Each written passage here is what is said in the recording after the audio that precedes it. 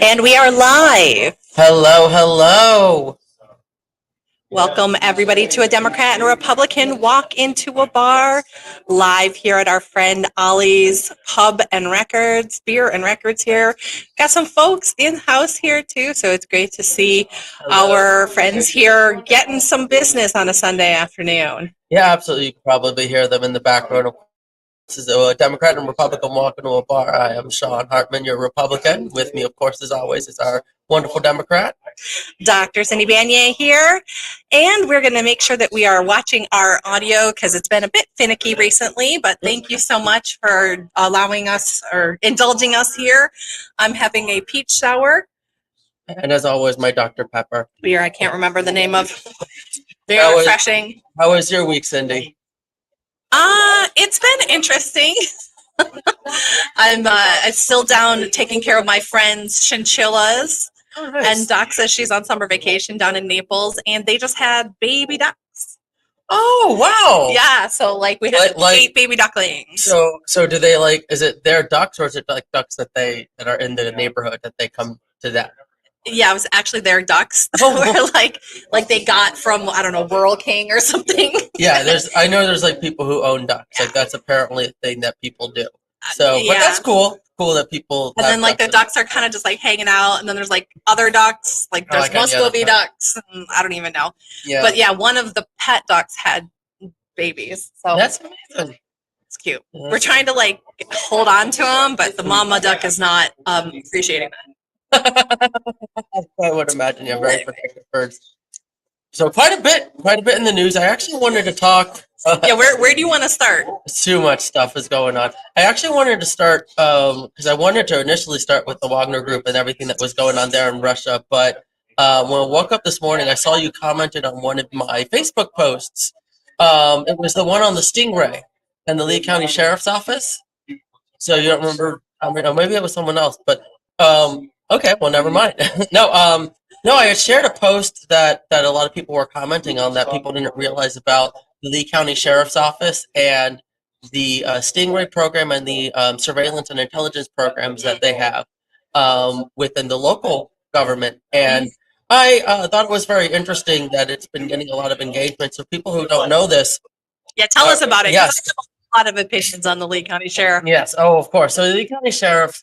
And there's actually a lot of places here in the state of Florida that have these type of stuff, but the Lee County Sheriff's Office has what's known as a real-time intelligence center, which is essentially a local version of the NSA.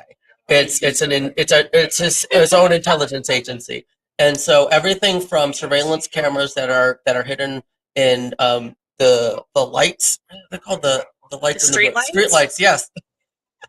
I don't drive, so there's apparently cameras in the street light that someone. That's there, but the main thing is the Stingray. So what the Stingray is they're fake cell phone towers, and what they do is they'll turn on these cell phone towers when they're trying to look for someone. And all of anytime we use our cell phone and it connects to the tower, instead of going to their initial cell phone tower, it gets rerouted through the Stingray. So it's a way that they can use to survey and try to find these people. But the thing is, when they're surveilling that, they're casting a wide net, so it's basically warrantless tapping into our phones, and it is. And actually, I was looking this up even earlier. ACLU has been investigating 12 counties in Florida, including blue counties like Orange and Pinellas County, that use these programs. They use it very secretly, and they do not need warrants to use them. And so it was very concerning. I shared it. It was actually a Facebook memory from a Facebook story, and I shared it again. But it was. I wanted to bring it up because I don't think a lot of people realize that when we talk about Big Brother. You know, Big Brother is already watching us here locally, and it's not like the FBI or the National Security Administration. It's our local police department. It's all across the state. Yeah, so, I do have a vague recollection of commenting on that because it was one of the things I did not realize that Sheriff Carmine Marcino was doing. It doesn't surprise me because he's somebody who's very self-ambitious and doesn't really seem to care too much what the law is. He's under a lot of heat for various things, including perp walking a 10-year-old. So he comes off to me as someone who really would enjoy a police state. Like it's almost like he's trying to implement a police state here in Lee County.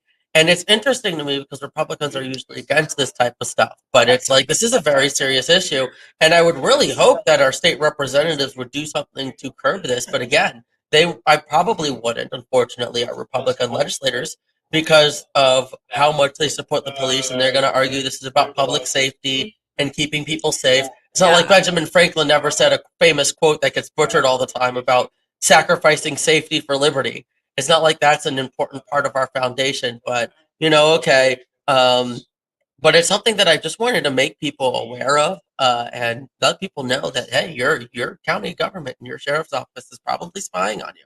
Yeah, probably spying on you right now. It is. That's horrifying too, for a couple of different reasons. Like I said, Sheriff Carmine Marcino is somebody who's already had significant allegations of corruption within his ranks. Frankly, he is very coercive, apparently, about how he extracts loyalty from the other sheriffs, including financial contributions to his campaign, allegedly, and that is how he determines who gets moved up in the ranks. That's been an alleged practice going back to previous sheriffs. Going back to Mike Scott, who I think is a piece of shit too. Mike Scott, who basically told everyone that he was going to run, keep a full term, not retire, and then he retired, and then positioned his buddy Carmine to replace him. Yeah, I heard that was a sweetheart deal too. That Carmine's family, extended family, including Judge Judy, helped to allow him to get. He's related to Judge Judy. Yeah, Judge Judy's his aunt, from what I understand. But yeah, so they for people who don't know, Judge Judy does. She lives in Naples. Yeah.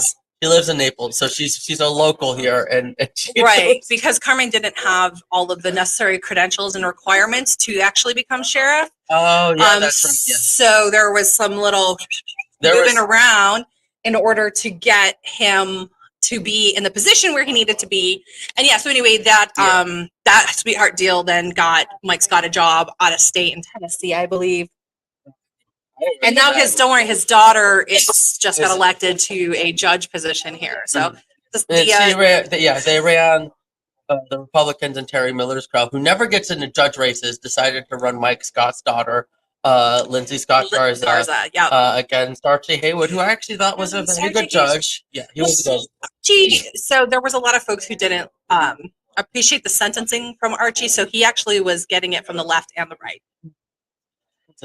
And that's why Lindsay Scott Garza of yet another blooming dynasty here in Southwest Florida. We also have David Mullica. He's running for county commission. Yes, so I did. The person's Mullica dynasty. Actually, David's a good friend of mine. I don't want to badmouth him or anything. He's actually, I told him he has my support because we go way back.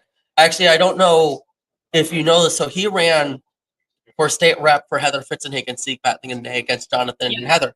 He was the front runner at the time because even before Jenna Persons, he honestly did not need Jenna Persons. No. He comes from Hodge Marine and Construction, which is one of the largest, most powerful construction agencies in the very, very, very powerful. People are like, the map.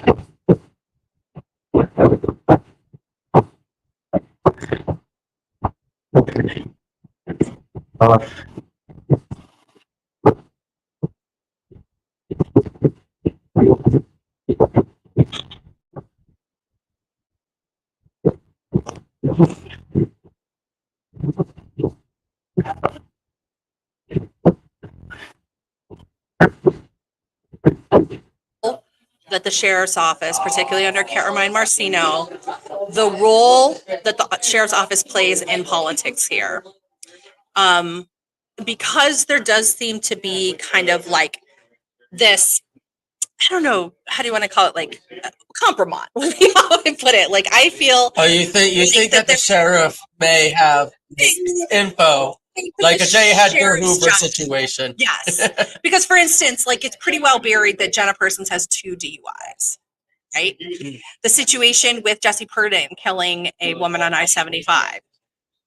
I mean, there's several things that have happened with Republican officials or Republican candidates and hopefuls that the information goes somewhere or things get taken care of behind the scenes.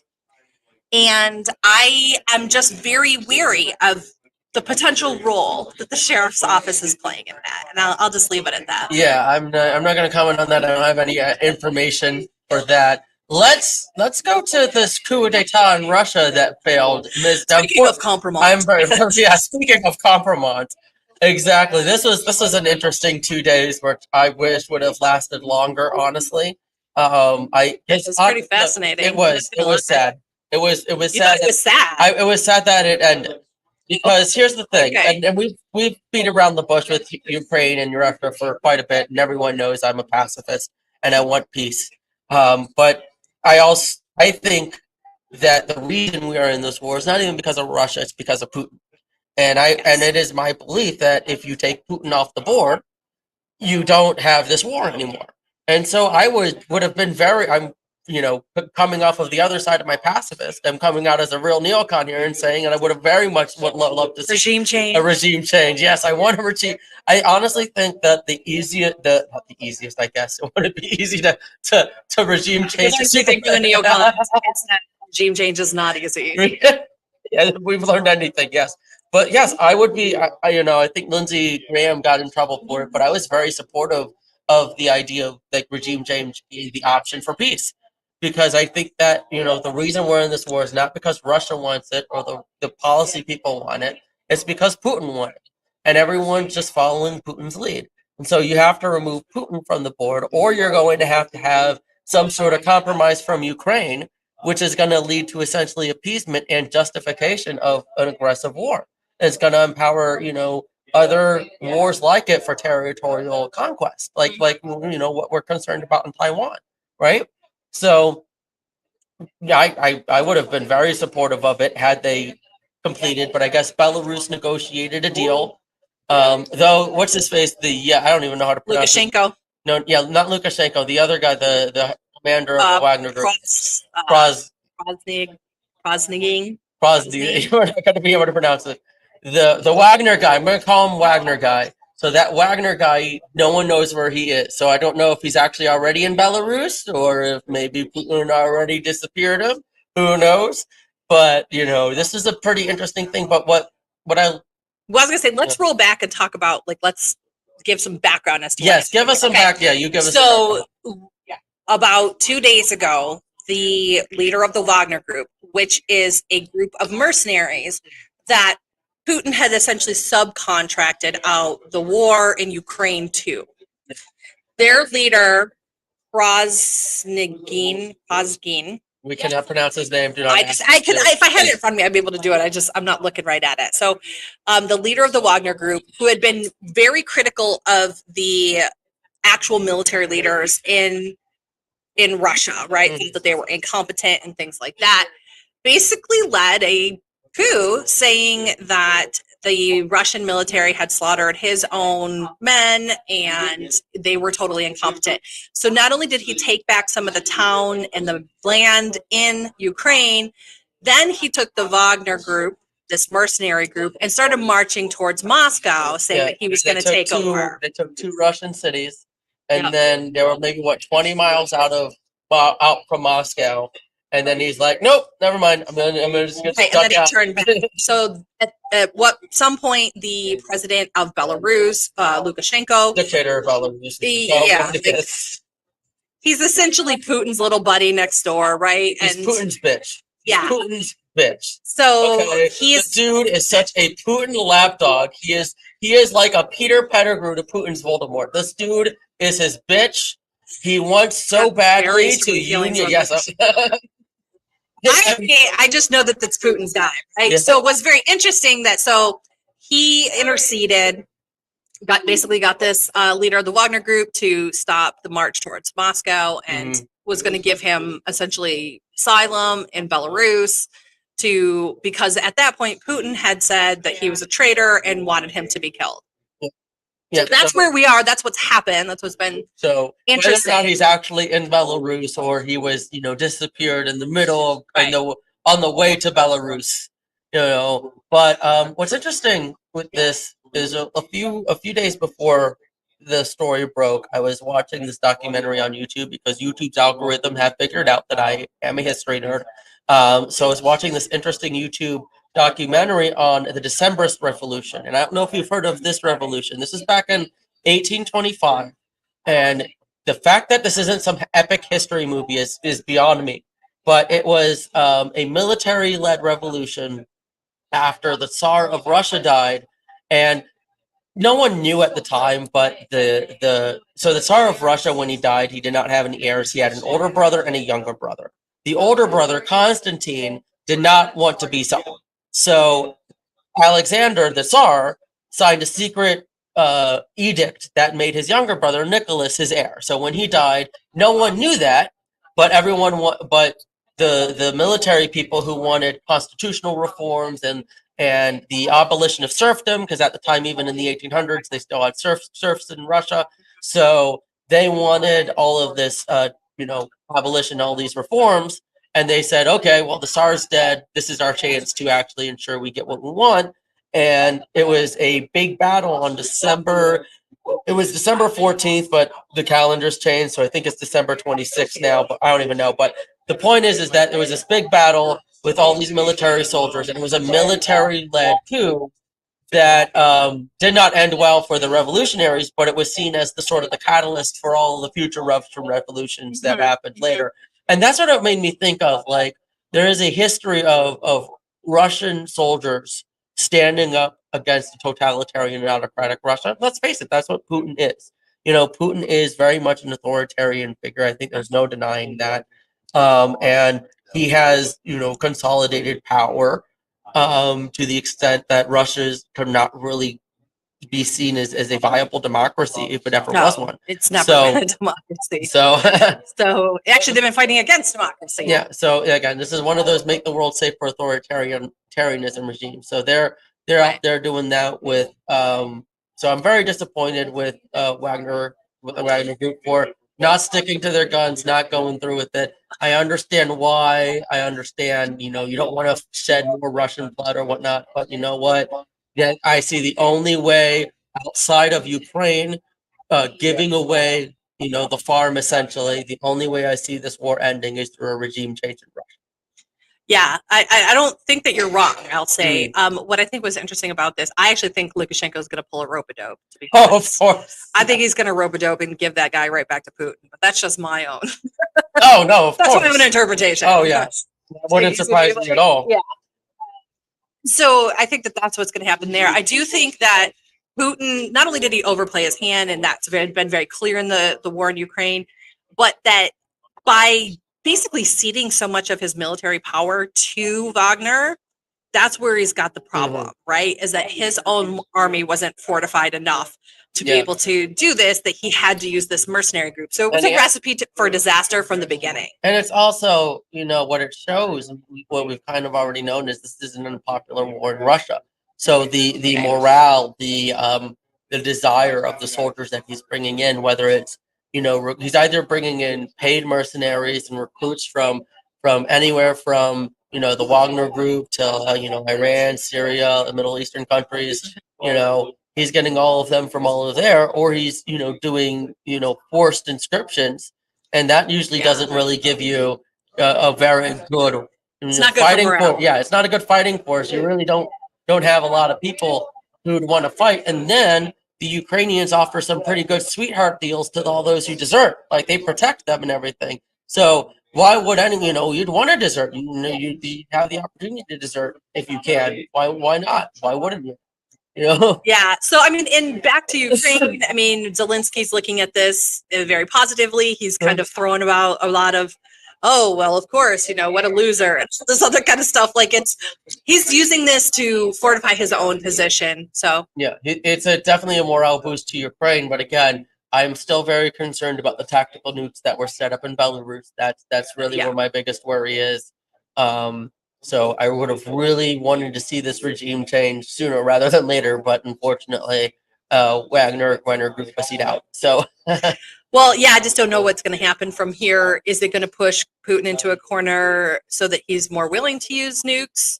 Or is he still unstable from the inside out that this is a house of cards waiting to fall? So I think it does. I think it does make him more willing to use nukes because it shows him that he can't keep the military going like this. They're not going to want to keep him. I think that's the biggest concern. Yeah. And so, yeah.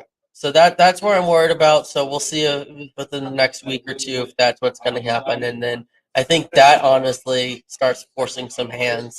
And again, how does the United States respond? How does Ukraine respond? What happens from that point on? So very, very, very scary stuff happening in Ukraine. Very scary stuff. Yeah. Which I think would very, very well bring me to my the next news story that I wanted to talk about, which is we have another freaking person entering the Republican presidential race. Which one? Is why Will Hurd. No, Will Hurd. I thought you were going to talk about Rick Scott. Rick Scott did not announce. He's thinking about it. Oh, I'm sure he's thinking about it, but dear God, I don't think he. Tell us about Will Hurd, because I don't even know. Well, you don't even know who he is. See, another unknown. So Will Hurd, and this is actually very interesting. So Will Hurd is an African American former congressman from Texas. Was one of the congressmen on the border. Left in 2021. Never Trump Republican. He's really running as a neocon. Like straight up, I saw his interview today on one of the Sunday talk shows. I want to say it was this week. I'm not 100% sure, but he was on one of those Sunday talkies, and he was basically like saying, not only do we have to defend Ukraine, we have to do what we can to get them back Crimea and this and this and that. And he sounded like straight up like, we're going to send military, we're going to send manpower, we're going to do all these things, like full 100% neoconservative. And so not my type of guy, not my type of guy for sure. But what I found interesting that I also found out while watching my Sunday talkies, if you will, is this is actually the most diverse Republican field ever. We actually have more than about half of our candidates are minorities, are people of color. Whether it's Tim Scott, Will Hurd, Vivek Ramaswamy, whatever his name is, Francis Suarez, Nikki Haley, and God knows how many other people are going to announce. I guess Rick Scott's thinking about it. I know he's been thinking about it before. The only thing I can think of is he's definitely got media weather balloons out. Here's what I think though. If Rick Scott is thinking about running, he's doing it because Trump is asking him to pull votes away from Ron DeSantis. I think that's what I think. Because so the thing with Rick Scott, let's talk about this for a second. I don't think Rick Scott. Okay, Rick Scott's in a pickle if he runs because he cannot run for Senate at the same time. So he would either have to get in the race and get out by April when the qualifying is, or forego his run for the Senate. Yeah, like Rubio did, essentially. No, so. Rubio got back in because Rubio wasn't up for election at the same time. Oh, okay, you're right, yes. So he doesn't, because of the resign to run law, he doesn't have to resign, but you can't run for two offices at the same time. Okay. So he would have to choose between the Senate seat and the presidency, which again drop down. Like, so he could just say, "Hey, I'm in it, and we'll see how things go."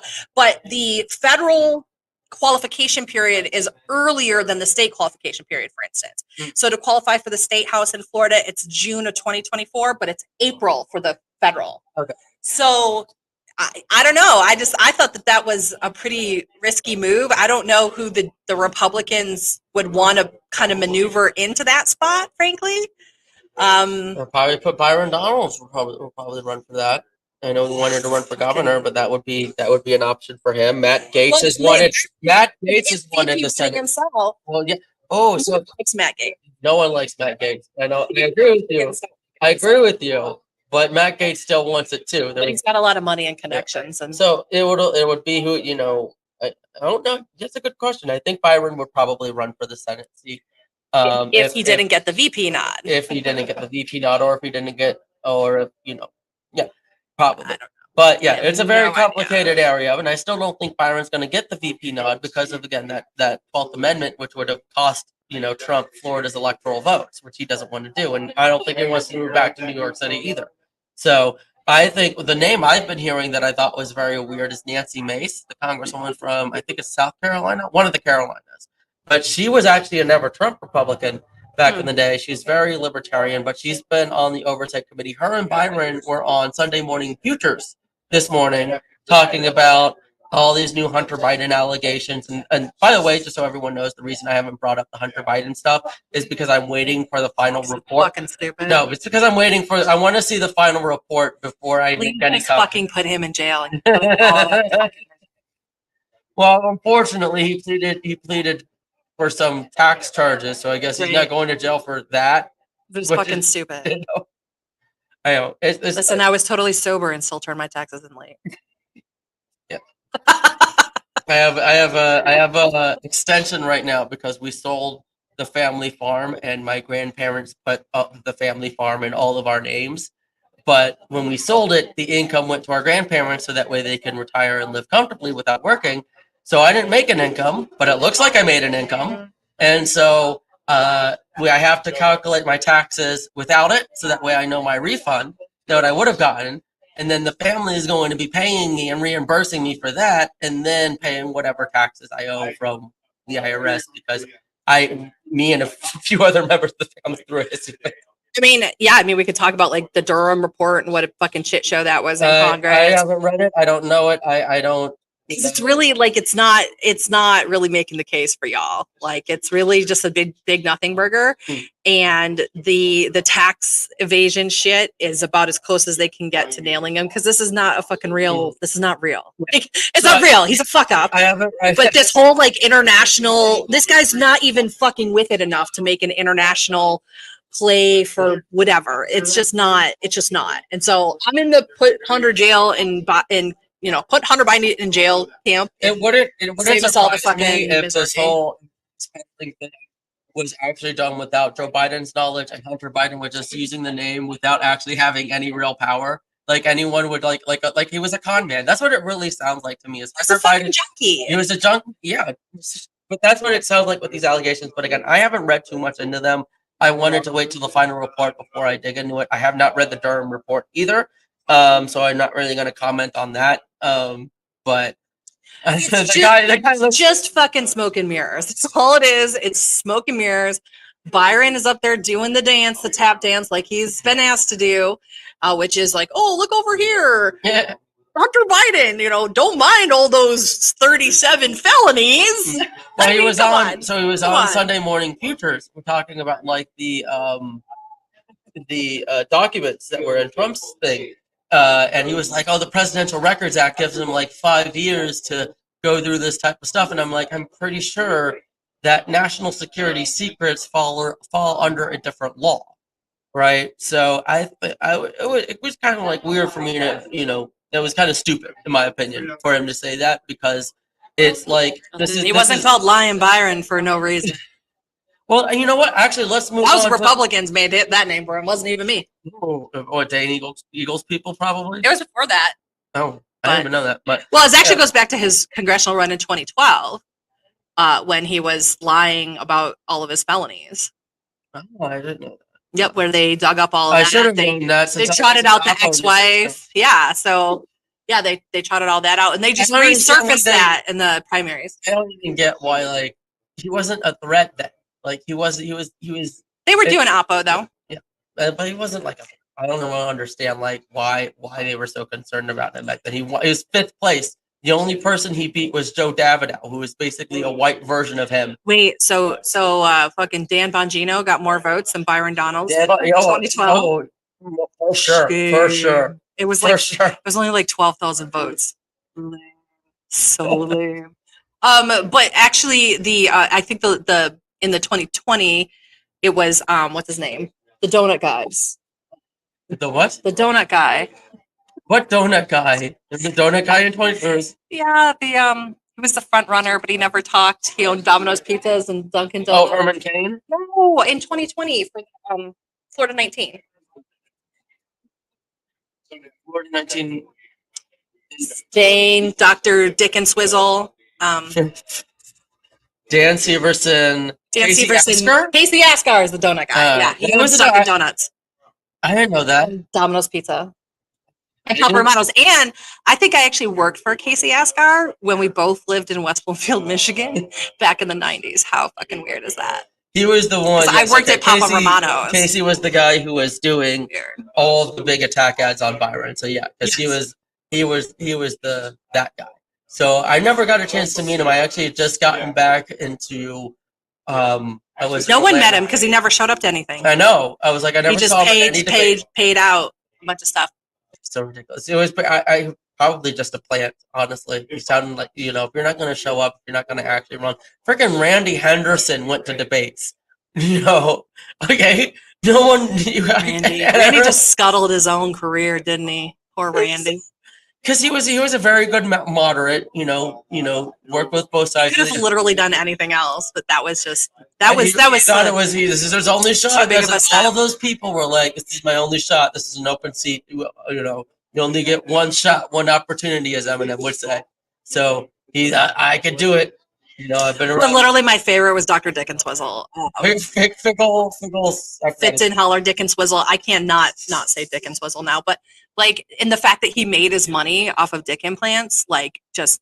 I didn't know that. Oh my God, you didn't? I did not know. So he has a couple of clinics in Miami. That's all he did was dick enlargements. That explains his attractive Russian wife. Or partly that's explained. The third one too. And she's 19. So gross. But anyway. Yeah. It's super fun here, guys.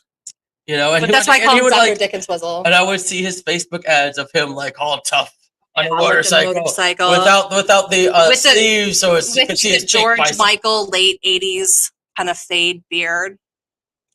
He's older than my dad. Oh my God. Yeah, Dr. Dick and Swizzle. And he made all those millions of dollars by touching dicks all day. Can you imagine? Yeah, that's the same way his wife made her money too. Sorry. I'm sorry, but that was funny. Yeah, no, definitely. That was I did not get to be here for the primary, but I wish I was. It was one of your students also ran for that, Christy McLaughlin. That's right, Christy McLaughlin, one of my students. Strong, and a very strong conservative. She was trying to attack Byron on a few things too, partly on the ethics and corruption side so that was when I was asking her, you seem very much like Byron, why don't you support him? Because I'm still I'm a friend of Byron. I'm still supportive of him. I'm not gonna not call him out when he does something stupid, but I still support him. And Christy was like, there's these different issues that I don't like him on, and I'm like, okay, it's a good reason to fight, and it's a good reason to. Well, she was the LGBT stuff. Was one of the things. What do you mean? She just thought that there should, if you're talking about freedom, they should allow, people so she was of different identities. Has the same, basically my libertarian. She actually has a close friend that's a drag queen called Lady Maga. Lady Maga? Yeah. Oh my God, there is a drag queen. Is it here locally in Southwest Florida? Yeah. There's a drag queen in Southwest Florida named Lady Maga. Yeah. I have to find this person. I have to find this person, and I am going to bring her to every Republican event. Just call Chrissy. She's got the hookup with Lady Maga. That is brilliant. That is brilliant. You want to talk about how we get more acceptance of trans issues in the Republican Party? Lady Maga is our ticket. Yeah, I don't know what to say, but I do know that was a thing. Well, that is amazing, though. And then she went and ran in, I want to say it was 24. Yeah, one of the Southwest Florida seats. Southeast. She was on the East Coast, supported by Roger Stone. So that's a whole.